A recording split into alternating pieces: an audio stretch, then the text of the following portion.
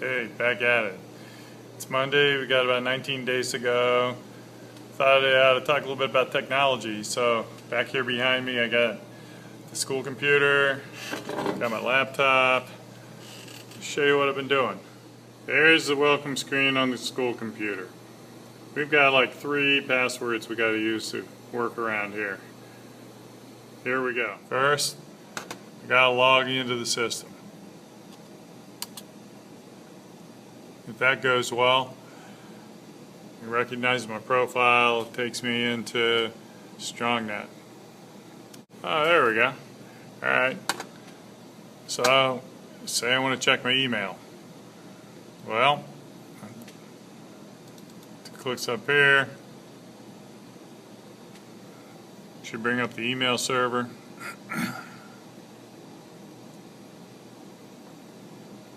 And another set of passwords. So I log in here. Here's the email screen.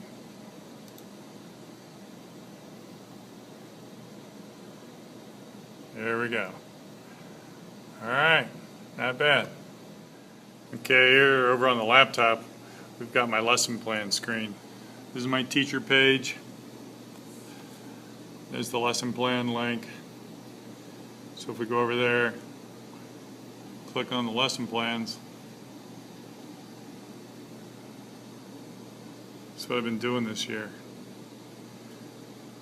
I thought I'd go in and take a look at February, because that's back when we were assigning research. Here's the research paper timeline. We got those done before spring break, so it's been a relief. The research paper I had them do is based on what I like to call an iconic obsession. Alright, here's the research assignment. It's called Iconic Obsession, 6 Degrees of Les Paul. Sort of worked backwards with this. I said to myself, if I could study anything I wanted, what would it be? Well, a couple, 3 years ago it was Les Paul's. I just bought one, and it was a pretty awesome guitar. That and blues music, I spend a lot of time thinking about. So I tried to use that as an example for the kids. I figure if they could look into anything they wanted to, then maybe the whole process wouldn't be so painful. So then, of course, I had to create a structure. So down here, this is a list of the kinds of things I had them look into. Historical, geographic, technological, artistic, biographical, and societal areas of influence. What do Les Paul guitars have to do with the artistic community? Who was Les Paul? What's the history of Les Paul? What are they made out of? How do they work? And then I wanted them to master a research process, so I listed the kinds of resources that they needed to take a look at. I wanted them to make a site visit, go someplace where people played Les Pauls. I'd like to have them talk to people who use Les Pauls. Of course, use print, video, audio, and journalistic sites. I didn't really specify the internet as a site because I'm trying to get it into their heads that the internet's not a source, the internet's a highway. It's like I-71 or Route 66. And the whole goal of this is to see the connections.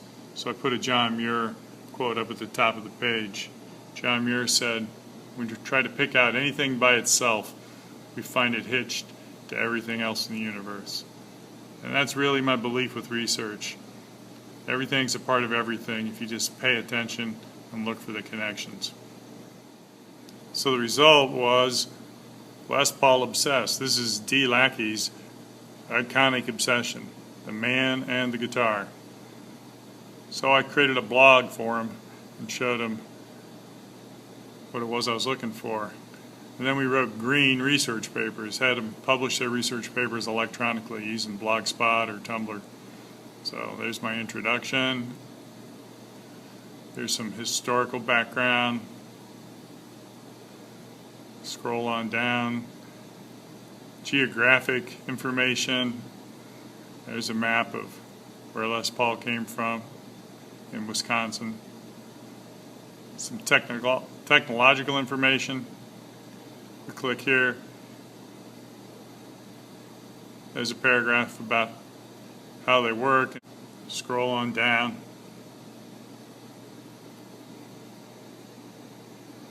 Here's a magazine cover, The Economist, featuring Les Paul. Pretty sweet, huh? There's the article. Why music?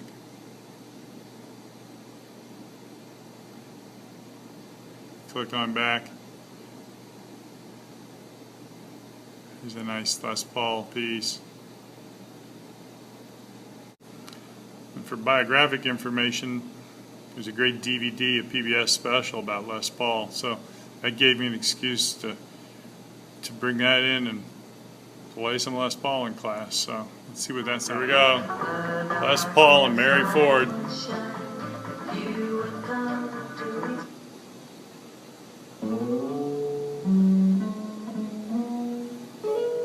Here we go. Look inside Les Paul's workshop, Les Paul's studio. All right, we're ready to go in, huh?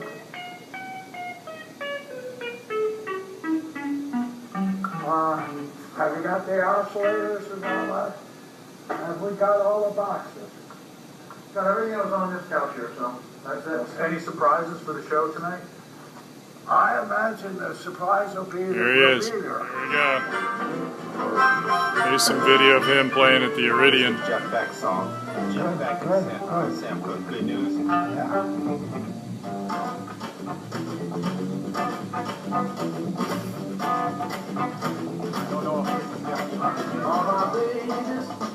I want to introduce you to David Frick, who's here from Rolling Stone.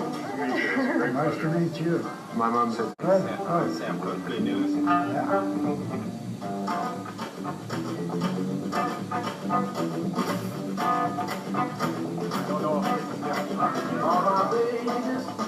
I want to introduce you to David Frick, who's here from Rolling Stone. Nice to meet you. Remember the last time you actually made a record? Here's what It's wonderful to be able to wake up in the morning and think, okay, I can reinvent myself today. This guy does it every day. When he went to the moon years ago with the Les Pulverizer, right? With the Les Pulverizer on the moon.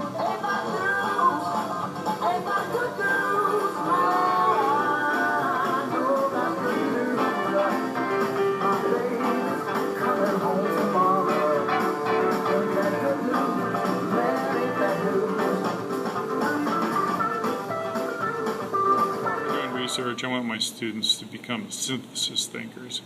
I want them to see that people like Les Paul looked around and had all the same raw materials that everybody who came before him had, but he put them together in a different way. And what do we get? We get 8-track recording and the Les Paul guitar. I guess I'm obsessed with people who make stuff. Whether it's cultivators like I was talking about before, or Les Paul guitars. The whole notion of being able to put something together, build something with your hands, or build something with your mind. That's kind of the bottom line for me. I started out with a log. It's just a 4x4. In 1941, I was here in New York playing with Fred Waring. On my Sundays, I would go over to the Epiphone factory on 14th Street. The night watchman would turn the machinery on for me so that I could build this guitar. And there you go. Bringing it back home. The Les Paul, like many of Gibson's greatest instrument designs, was so far ahead of their time that they had to wait for the music to catch up with them. So, there you have it, kids. Grow up to be like Les Paul.